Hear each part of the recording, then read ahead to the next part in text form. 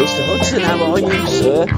Showboating seems to be the topic of the week, and I always like to get Hudson's view on it. So, first of all, let's talk about Anthony, not your son Anthony. We're going to be doing more of that in Alan Hudson's World Cup diaries as we enter November and the World Cup starts. But Anthony, the fella, the Brazilian boy that plays for United, that done probably a double pivot is an appropriate term, and then pass the ball, but it went out of play. What's your take on it? I'd like to see players prove themselves before they can do all that. That don't really stand up with me. When you mention, as soon as you mention Brazilian, I think of real Brazilian players, you know, who showboated like Ronaldinho or something like that, you know, who could really do it and do it at the right times. Do it dead ball kicks and cold balls in, and I mean you don't have to pivot to do that, but I've always had a thing about showboating. I've always had a theory about it. I don't like players that do it when things are going well, and when they're up against it, they're not seen. You know, they go missing. What we had this conversation yesterday, and I know you like it, and I know fans like it. There's nothing better to see somebody do a trick and do this and that. You know, I fall out with Chelsea fans over saying, "Oh, did you see him do this and do that?" Well, that catching the ball on the back of your neck and doing tricks and all that, it don't stand by me. You know, I'm not one of those people. The reason I was a good player was because I kept things simple. But as a kid, I could do all the tricks. I could showboat. I look at showboating like playing at Stoke City with Jimmy Greenough and knocking balls into him and then running and getting the return, and then he knowing where he is and him knowing where I am. I call that showboating. And I gave you an instance yesterday. I remember the greatest bit of showboating that went wrong. It was a game that Stoke fans still remind me of when I go up there. Leeds United, the top Leeds United team, they were coming to the end of their tether, but they'd gone 29 games without defeat, so they couldn't have been that bad, and they were going for the big one to break the record at the Victoria Ground, and you know, there's no tougher place to come than come to us. And it was only about my fifth or sixth game for Stoke at that time. Your first goal, wasn't it? It was my first goal, which obviously hadn't come. I wouldn't say the right time. It was they hit us with two quick goals, you know, away from home, and that led to them. I didn't call it showboating at the time. I called it swaggering and swanning, and they scored a third goal. Joe Jordan scored a header from 6 yards out, and it was well offside, and thankfully there was no today's VAR and all this rubbish, you know, otherwise it might have been given. And if they'd have gone 3-0 up, well, they would have really had us by the old Niagaras, you know. And it was a great moment which changed the game. But they were showboating. They were 2-0 up, and Bremner and Giles were you know, swaggering around in midfield and flicking it here, flicking it there. And had they been at Ellen Road, it would have been an Olay, you know. It would have been. They would have really rubbed their noses in it. And I remember looking over at John Mahoney and nodding, and he nodded back to me, and then he started on Johnny Giles and me on Bremner, and Mickey Pedgick, my friend, scored from a free kick. I got the second, I think, to equalise, and we didn't want half-time to come. And it was the first time in a dressing room I'd ever been in a dressing room ever in my entire life when none of the players sat down, and I went out and I changed my shirt, went out into the shower area, did what I usually do, freshen up, and all I could hear in the other rooms was aluminium studs on the dressing room floor, and it told me that showboating don't, work. It was it was quite fantastic. We went out, we won 3-2. Dennis Smith always boasts that he got letters from all around the world for scoring the winner. It was one of the best. It was possibly the best game I've ever played in for atmosphere and the crowd, and all the fans unbelievably tell me now that they clean the betting shops out. But that was a great example of showboating. I'm all for what we spoke about. When Alan Ball sits on the ball, Tony Curry sits on the ball. And that's great with me, because them kind of players can showboat. Yes. But when they get behind, they can still change games. Yeah. They don't go missing. But these people that showboat, when there was one player played for Arsenal, I can see his face. Can't put you'll put a name to it. And he moved to Manchester City as a front man. He's only a small fella. He used to showboat, but only when they were winning. Yeah. And when they were losing, he was a disaster. And I hate that. I can see his face. I can see his entire body. I can actually see his name, but can't spell it. But Just say it. but them type of players really annoy me. I think we spoke about it. I wrote something last week about players looking good in the warm up. Yes. Yeah. And then as a kid, I used to study players in a warm up and think, bloody hell, we're not studying, but look at them and think, cool, he looks a good player, and the way he moves and the way he passes, flicks it up, keeps it up, does this, does that, and then the whistle goes and you don't see them. Yeah. It's unbelievable. They're better players in the warm up than when the whistle blows. And I was the type of player that I'd go on the field and just do my warm up and didn't want to be seen in the warm up. I'd do my warm up before I got on the field, and then just get into the game. I don't believe in all that.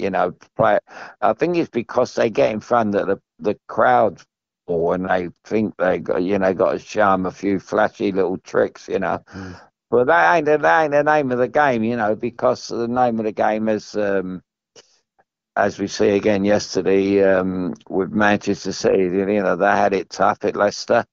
They were a bit fortunate at times. One effort, the Leicester lad hit the bar with a 35. Great shot, yeah. Oh my God, my God! That fingertips. If ever it deserves a goal, Elements, whatever his name is, he can look a good Tillemans. Yeah. He can look a good player at times, especially when he plays for Belgium. Yeah. But that would have been some goal. It's Man City can swagger, but they also. I see a player last night. I see one game. Player come off, and he was a terrific player, and the sweat pouring off him was fantastic. I thought, they're not just great. Oh, it was Kevin De Bruyne. Mm. It was Kevin De Bruyne, and I've never seen a player with so much talent work so hard. He's always ruddy-faced. Kenny Dalglish was similar. Always ruddy-faced for some reason. Their cheeks glow red, don't they? And De Bruyne, he does perspire an awful lot. He'd be a great advert for an antiperspirant deodorant spray, wouldn't he, Kevin De Bruyne? Or a bar of soap. Well, But back in the day, yeah. you did that, Al, famously, didn't you? Well, With the bar I of was. soap at Arsenal. Arsenal going to clean up with Hudson. But when I was fit, mate, I mean, before I got my ankle, even when on the heavy grounds, Yeah, I remember Stevie Perriman said to me last week. He said, I remember saying it to you at Victoria Ground one day on a heavy pitch. He said, Al, we should slow down a bit. He said, whatever you're taking, can you give me some? Which made me laugh, and because me and Stevie are great mates, and we can say that to each other. You know, you can say each other, when you're mates and you play against each other in big matches, and which we did many times. You find out who's who in these matches, and I know that I'm not really going off track with this no, of showboating, course we're but not, because I'm going to bring it to something that I think is very relevant from what you've just spoken about shortly. yeah, it's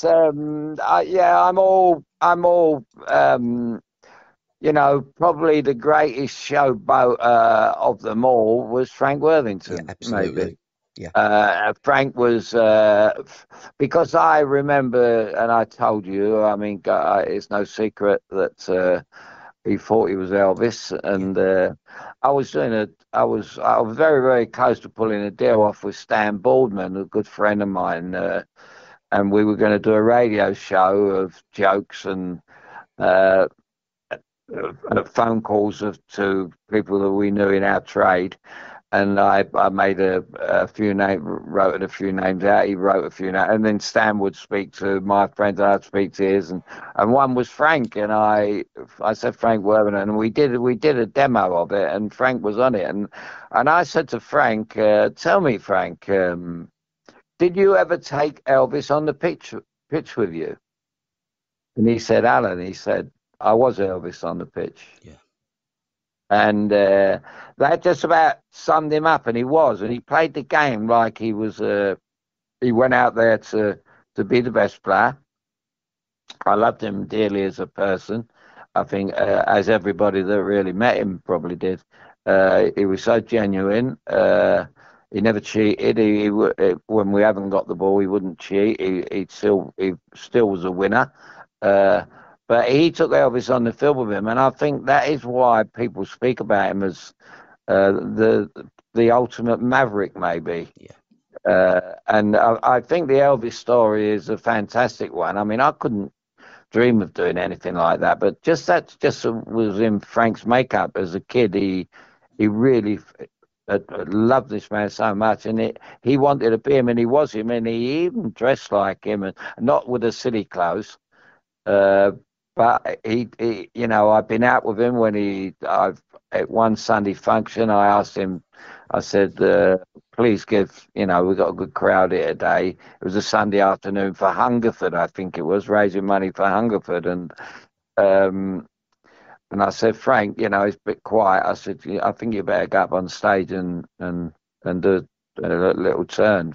Just do one song. And his face, he was like a little kid in a candy shop. He just got up on the stage, switched the mic on, and I said, ladies and gentlemen, and kids, this is Elvis Presley, and he done Are You Lonesome Tonight? But he didn't sing it, he spoke it. Yeah. And I tell you what, this fella he was Elvis Presley, and bless him, and he took Elvis to his grave with him, and that's showboating. And when Frank showboated, he could showboat. He could flick it up, and he could. I mean, but not only could he showboat, the goal against Bolton, the goal for Bolton against Ipswich was showboating and putting the finishing touches on it, wasn't it? I think what we're pretty much nailing is there's nothing wrong with showboating, because we remember players that were showmen that did it fantastically well 40, 50 years ago, and we still remember. So the showboating, yeah, good, but there has to be some either killer pass or a killer goal. It has to have a purpose. Ronaldinho, when he showboated against Chelsea at the bridge, put it in the onion bag, bang, Yeah, yeah, tick. yeah. And also against friends and with friends to add a little bit of comedy, lightheartedness, entertainment. I go back to Tony Curry and Rodney Marsh by the corner flag at Loftus Road, trying to nutmeg each other. Tony told me that he flicked the V's at the Loftus Road crowd. After that, he used to blow kisses to the crowd as well. Rodney Marsh and Georgie Best against Well, Hereford, I it believe, was, tackling yeah, themselves. yeah. I'm not. I think Rodney Marsh is not one of my favourite people, I but know that. and I think I wouldn't say Rodney's one of those that would do it with when your back was against the wall. Yeah. Curry, yes, and I mean I remember Curry. The greatest picture of all time on the football field was him and Alan Birchin all kissing. Yes. You know, that was probably the greatest photograph. Now, if that happened today, there would be an inquest. You know, as to how many gays in the game. Yeah. You know, but that was two former Sheffield United players, one playing for Sheffield United, one for Leicester this day, you know, and two great pals. Uh, you know, at that moment, that script couldn't be written. It was, you know, that was great. That was fantastic for the crowd. What's all that about? What, you know, what's going on here? You know, but then they get up and they crack on, and then they would try and, as you say, as you just said, nothing wrong with showboating as long as there's an end product. Yes. Yeah. But when you get someone like the chap you just mentioned, Anthony, doing that and making a right cock up of it. Oh, I heard the conversation on telly yesterday, funnily enough, about it, and you know, I think that if that would have been me, let's just say we always put ourselves in them shoes, and we always say if that would have been me, I'd have been totally embarrassed, and Mm.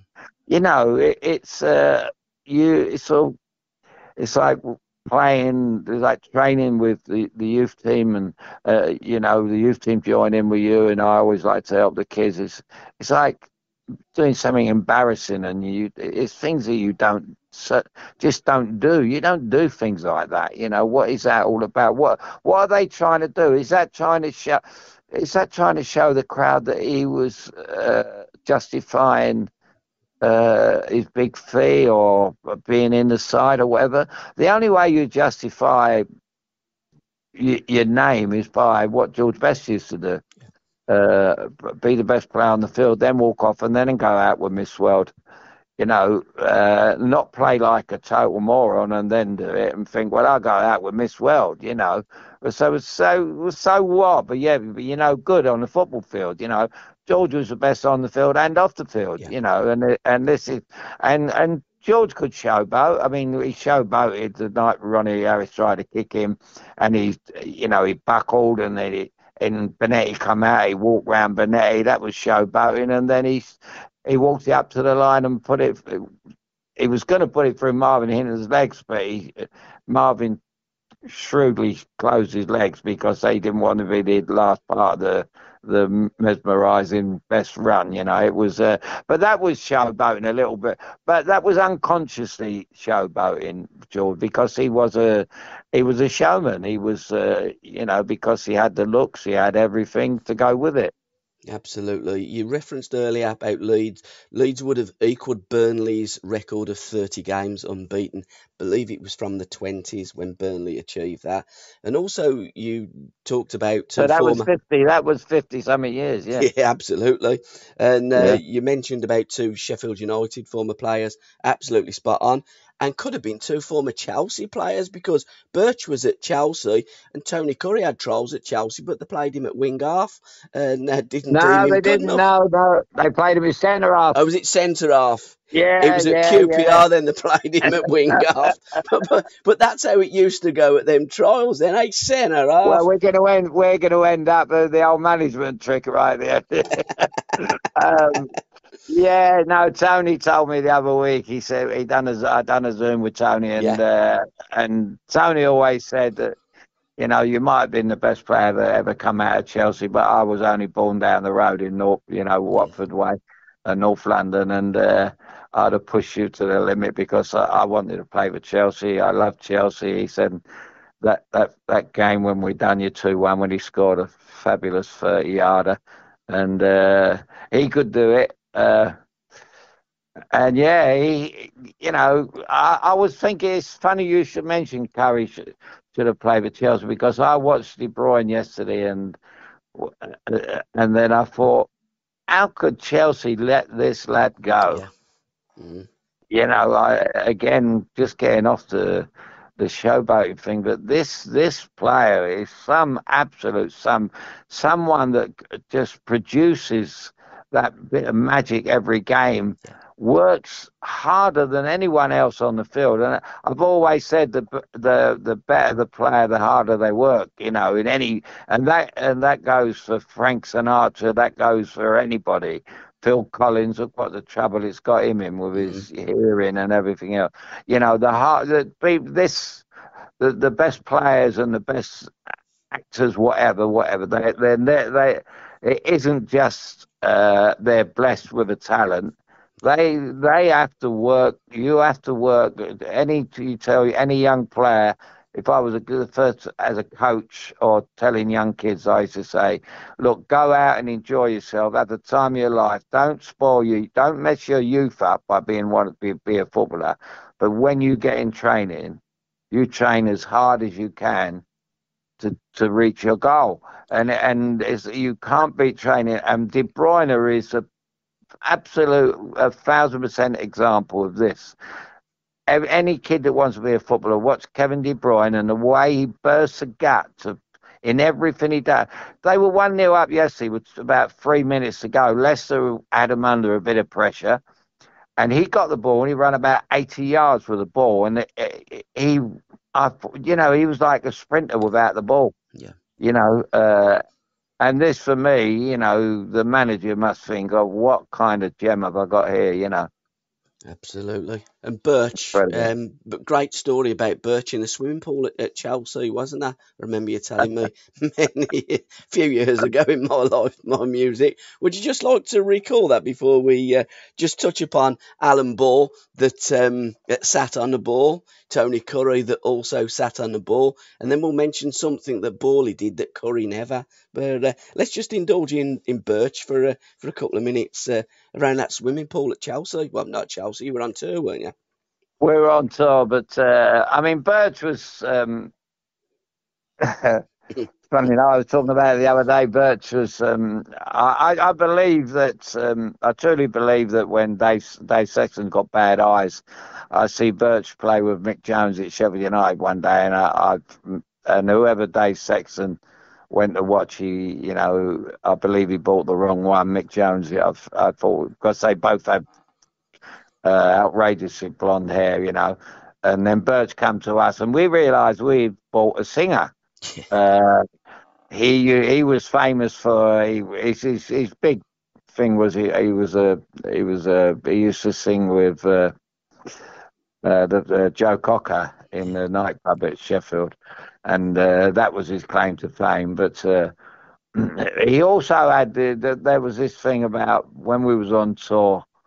Brian Mears had a wife who was quite a beautiful woman, and she was when she dived in the swimming pool. It just seemed to be that a few of our players were diving after, alongside, and Birch would be greasing up on the side. He was the one that would had to make the big splash, Yeah. and. Somewhere out in Jamaica or somewhere like that, and he made a play for this, and it was one of those this could go down as showboating actually, but it could have been one of those if he'd have tripped off the side and hit his head or something, which would have went down even better, because it was that outrageous, But that was the way Birch was, and he used to showboat a lot. Birch, but he just I don't think he could pull it off like once you've seen Worthington do it, you can't get away with it. Absolutely. Of course you can, sweetie. We've got the grandkids and we've got a mad kitten as well, Al, that's flying flying around the house. But yeah, Bally, he says to Tony Curry when Tony had sat on the ball. He says, next time we play, I'll show you something a bit special. And Cuddy told me this. He said what he'd done, he put his foot on the ball and he untied and he tied his shoelaces, his bootlaces up. And he said, I never got the bastard back for that. But that was Alan Ball. Alfie Well, Connors. I mean, you've got to be a special kind of player to do that. Absolutely. An average player can't do that. They might be able to do it, and then they'll probably get the ball and walk away or trip over it or something like that. But Bally was that good. He could, and Curry were. There were two special players who, you could imagine them every time they played each other. They wanted to outdo each other, and that's a great part of football. That if everybody was like that today, it's worth going to the game. Because they played with a smile on the face, and as I said earlier, it brought the fun to the game. Ozzy, the great man, when he scored in Bobby Charlton's final game at Old Trafford in April 1973, he scored that goal. It kind of ricocheted off him. It went into the back of the net, and Ozzy's just on his knees saluting the goal with a big, massive smile. And Osgood was the showman as well, wasn't he, Al? Oh, absolutely, yeah. I actually wrote something about him yesterday. I always put in whenever I write about Osgood. I'm sure in his own mind that he lived in Windsor, and I've always said that he walked about as if they named Windsor after him. But when they named it Royal Windsor, he thought the Royal was for him. He really was. He was a close showman, and I mean, you couldn't take arrogance any further. I mean, he was so arrogant, but the arrogance was his confidence. They clash. Arrogance and confidence really do go together, and Osgood had that in. I've never seen a player. I've seen two players. Another at Arsenal with Liam Brady. I mean, he wasn't arrogant, Brady, but he was the most confident kid when he left the Arsenal dressing room. You just looked at him and he just knew he was going to be outstanding every game. And it's great to have that to have that faith in your ability, and where some players might lack a bit of confidence in any walk of life.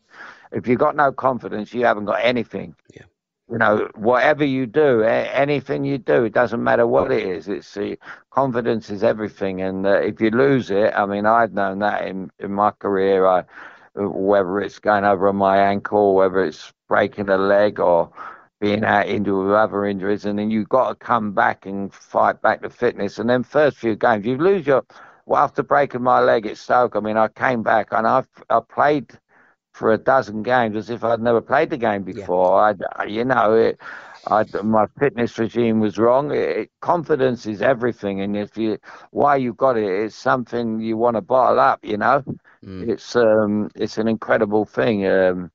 But if you've got that with that love, with that little edge of arrogance, it's great. And Ozzy had that. Ozzy had that.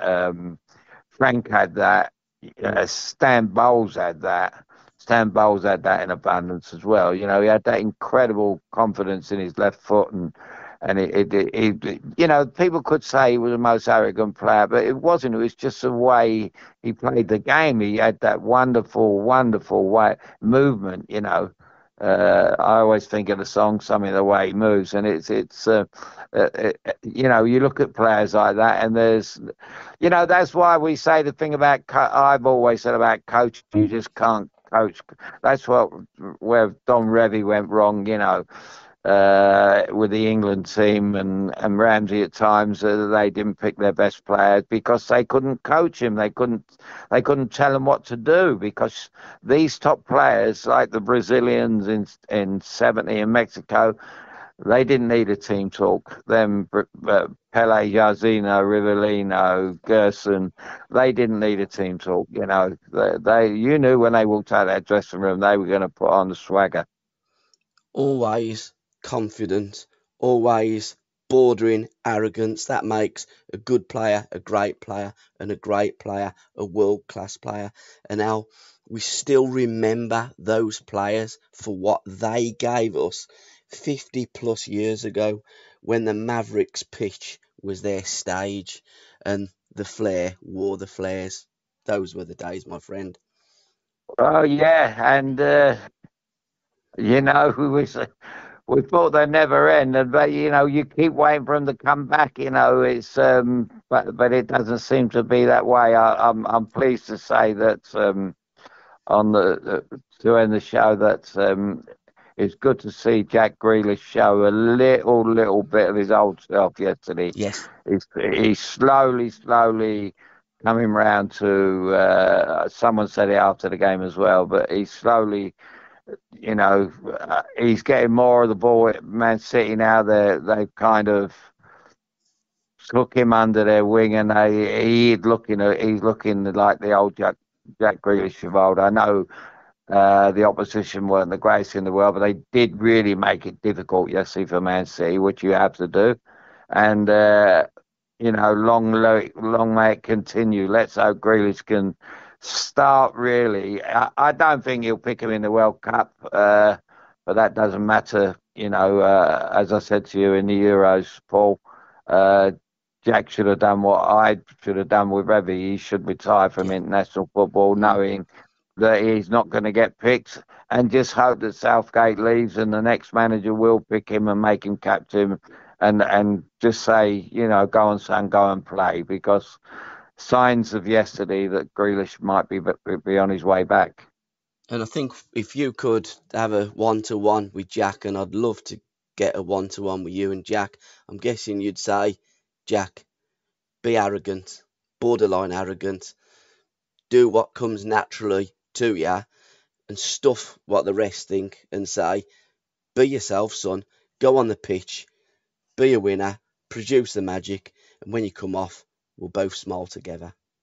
Well, absolutely, Paul, because you know, that's he has to understand Yeah. it, and uh, although he did lose a bit of confidence, so he has to understand he's got where he's got today for a bit through that arrogance, Yes. and he is an arrogant kid, and there's nothing wrong with that as long as you produce the goods. Absolutely. And he can produce the goods. I mean, he ran it free players yesterday, and he went in and out of them as if they weren't there. Yeah. You know, that's a great Jack Grealish, and that's what you as a manager want to see. And me as a player, if I could run it free players and put them out of the game and make that telling pass, it was just so difficult for him yesterday. He couldn't do it yesterday against. It was like Oxford Street Yeah. yesterday in the Leicester box. You know, it's very difficult to play against. We all know that.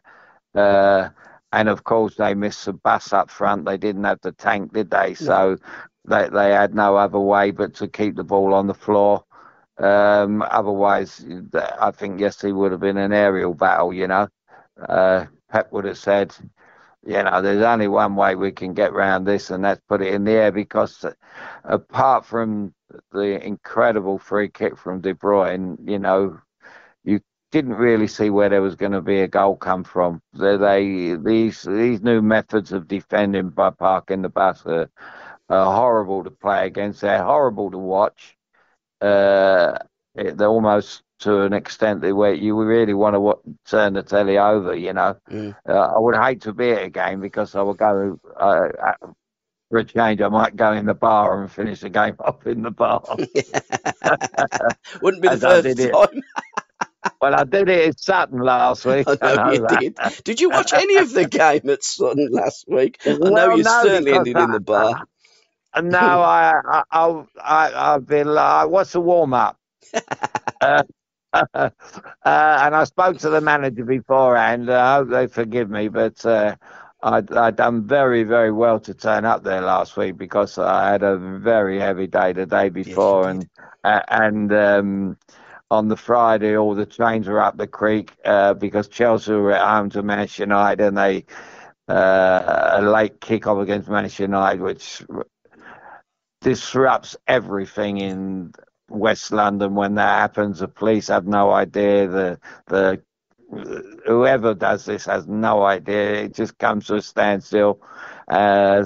I just don't get it. And then I nearly never got there, but I got there, and once I got there, and I thought I was with my old sparring partner Martin Knight, and we looked at each other when they said we're going to take you into the stand at 20 to 3. And Martin said, "Well, give us another 10 minutes," and I thought, "Give us another 2 hours and 10 minutes," and that was it. It was job done.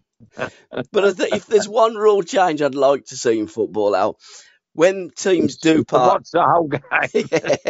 yeah, when teams do part the bus, I'd like the referee to stop it, call in both captains, and say, "Look, if all you're going to do is defend, call your manager in as well. If all you're going to do is defend, I'm going to award the game to the other team, and we're all going to go home." Because in boxing, if a boxer in the ring just runs away, makes no attempt to lay a glove on, they would just stop the fight. And I think if football wants to go forward and be the entertainment that it should do, something drastic has got to happen to the beautiful game, because some of these teams and managers are making it look quite ugly at times, and it's hardly surprising that former legendary genius players like you would rather stay in the bar and go and watch the game. Well, yeah, I mean, what I don't understand is in our day, I remember years ago when Leeds beat Southampton, they transferred my old mate Jimmy Gabriel played, and they give them that. I think they got a record amount of passes Yeah, before they one did. goal, and I've seen a couple of 9-0s over the last 2 years. Southampton Yeah. got a couple, I think. Uh, you know you wonder how players can be earning such big money and then get beat 9-0. I can't work that one out. Neither can I. It's you know, you think if you've got to go and try, and I know what it's like to play against a team that are a lot far superior from you. We know that, Mm. the old Liverpool team of old, they were going to Anfield was daunting. You could hardly get the ball from it. Everton won the league when they won the league in '70 when Alan Ball was at his best. They were terrific. It was very tough places to go, but I'm afraid, it does show teams up what they really are when they have to play like Leicester did yesterday. If they get relegated, you say, well, yeah, I remember the way they played at Man City. Yeah, maybe they deserve to go down. Yeah. Because that's certainly not the. He might be a little bit wary about, will I lose my job if we get beat 6 at Manchester against Manchester City today? But come on, you're multi-millionaires. Be brave. Yep. If you're going to get, I know Waddington wouldn't do it. When I played at Stoke with Waddington, he feared nobody. He said, "Go out and play on them. I got every faith in you players, even when the other team were better than us, which they weren't in '75." He said, "Just go out and play. Football will always win, Yes. and if you try and go out and play and put everything into it, you got a chance." As they showed yesterday, when that one hit the bar, it could have been 1-1, and Leicester could have. That would have given Leicester a bit of a right and they went, "Oh, we might even go one further here today." Just one strike of, but you ain't gonna hit the bar by sitting around your own box all day, are you? You know, Absolutely. yeah, Absolutely. And what a fantastic sentence to finish on, Al. Football will always win. Absolutely spot absolutely, on, mate. mate. And that's you mentioned Waddington, and that's what you come out with, Yeah. the working man's ballad. Absolutely. Football and music go hand in glove. And that's what all our podcasts are about. All our conversations are about football and music, and playing football in the right way, putting smiles on people's faces, getting bums on seats these days, because back in our day it was terraces. But most importantly, getting them bums off the seats and being exciting and wanting to go back and watch the next game, because they're looking forward to players and teams replicating some magic moments that we live and die for. Absolutely, mate. Absolutely. Superb. Till next time out, I will reconvene this time next week, and we'll have another chat about a topic of the week. Well, we got the World Cup coming up, and there's lots to talk about, mate. Are you looking forward to the World Cup just before we go? Is it a bit Uh, strange that it's in November? Because the boys are saying that I can't get excited about the World Cup. It's in November because it's usually at the end of the season. It's in the summer. We're going away on our summer holidays, jollies, jollies, jollies. And there's a World Cup festival thrown in as well, but a bit different, don't it? I think they don't deserve it to be a good World Cup. I Yeah, hope it's a disaster. yeah, I really do, and that's not putting a dampener on anyone that's watching it. It's just it would just prove that if I, if it's no good, if it's a total disaster, it will just show the people, all the bigwigs and all the suits who have taken money to put this competition on in November, that November and December is a lead up to Christmas, and Christmas is a great time for families and everything else. The World Cup is a summer event, and we look forward to the end of every 4 years. I mean, it's a wonder that the powers to be hasn't made a World Cup every year. yeah. They're trying. They're trying, because money has ruined the game, and money has definitely ruined this World Cup. And even though my son's involved in it, I can't get excited about November World Cup. No, not at all. And I think if Guy Fawkes was alive, he'd probably try and blow it up.